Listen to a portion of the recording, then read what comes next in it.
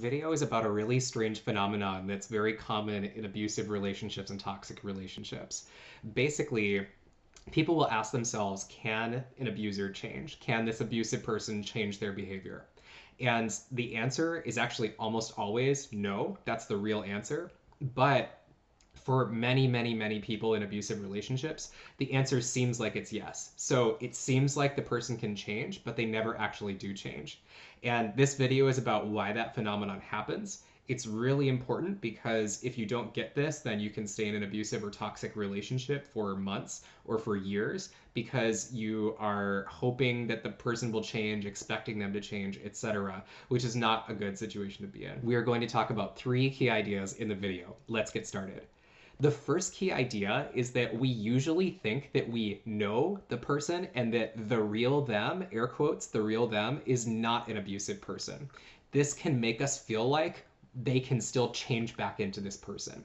You could have known them for months, maybe years, and not seen any behavior that was unkind, that was verbally abusive, that was physically violent, etc.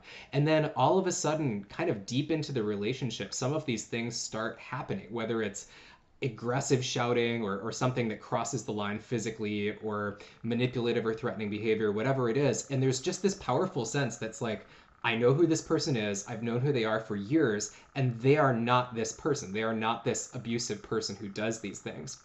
That can lead you towards thinking that they can change or thinking that they will change because you just have so much evidence of them being a kind person who isn't like this. So that brings us to the second key idea in the video, which is that it really is possible, unfortunately, for someone to have an entire other side of their personality that is part of their personality, but that you didn't know existed for months or years.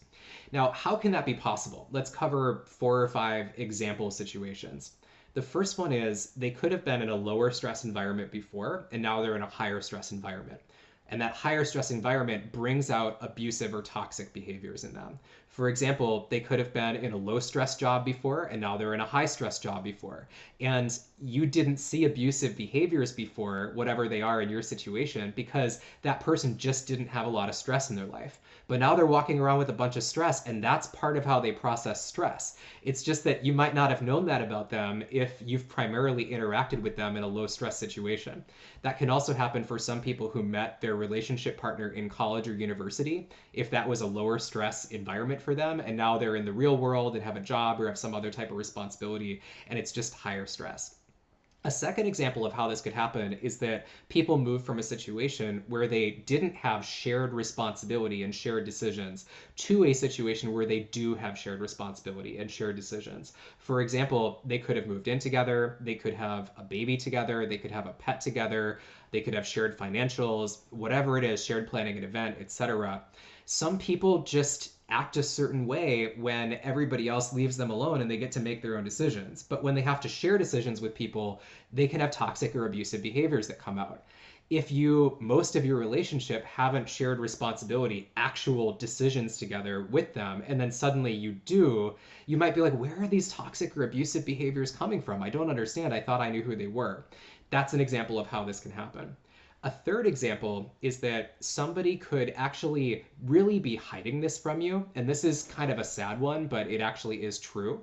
Some people who have an anger management problem or a toxic behavior problem, they're not dumb. Like, they have some part of their brain that knows that it's not okay to act that way.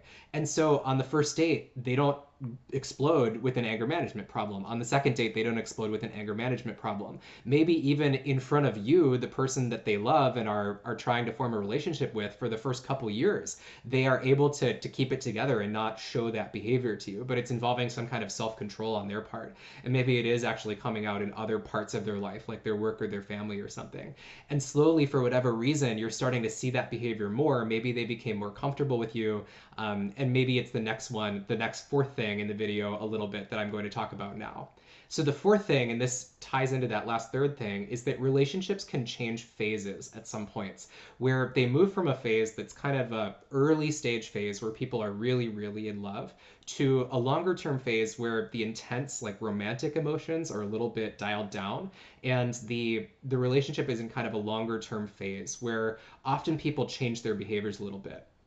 Sometimes this leads to different behaviors coming out. And in the case of toxic or abusive relationships, toxic or abusive behaviors can come out if that's how that person somehow has, wired in their brain that that's how you act in a long-term situation. So, for example, maybe people have spent 3 years together. The romantic glow has worn off a little bit. They still love each other and they move in together. And now you find that this person is exhibiting these abusive or toxic behaviors. And it's like, where did these come from? And it's like, well, they changed their environment. Now they're living with you. They have shared decisions with you. That's another big change. And you're transitioning from a phase of the relationship that was more intense love towards more of a longer term, more stable love. And the person just acts differently in that situation. Okay, so that's again the key idea there is that there really can be perfectly valid reasons that a person can have an entire other side of their personality that you just didn't know about. And if we bring that all together with the first key idea and the second key idea in the video, it can create this powerful sense of, I thought I knew who this person was, and I believe that they can change. I believe that they can go back to being that first person who I thought that they were. And the truth is, they actually always were the person who you're seeing now, which is that they have both of those sides of their personality. They have a side that's, healthier and that is the person that you fell in love with, and they have a side that's more abusive or toxic or whatever that set of behaviors are. And it's really, really hard to get them to only be the first kind of person because that will be the instinct. It's like, well, for 3 years they acted in this kind, non-violent, non-toxic way. I just want them to go back to acting like that. And the truth is, you were just only seeing part of them. So unless you're planning to avoid all shared responsibility with the person, avoid all stressful situations with the person, avoid being out of the intense romance phase of the relationship, you're going to have to come to grips with that part of their personality. It actually is very difficult to eliminate a part of somebody's personality or a major set of learned behaviors. But it can be because you thought you knew who they were. It can be this vertigo sense and this kind of mirage optical illusion sense where you really think that you can get back to what it was before. And that brings us to the third and final key idea in the video, which is that the experience of realizing and admitting that someone isn't who you thought they were is a life skill. And being able to do that quickly and being able to really act on that is a life experience that sometimes I think personally that if you haven't had that experience before, it can be very difficult to make that decision quickly if you haven't gone through the whole set of phases before with someone.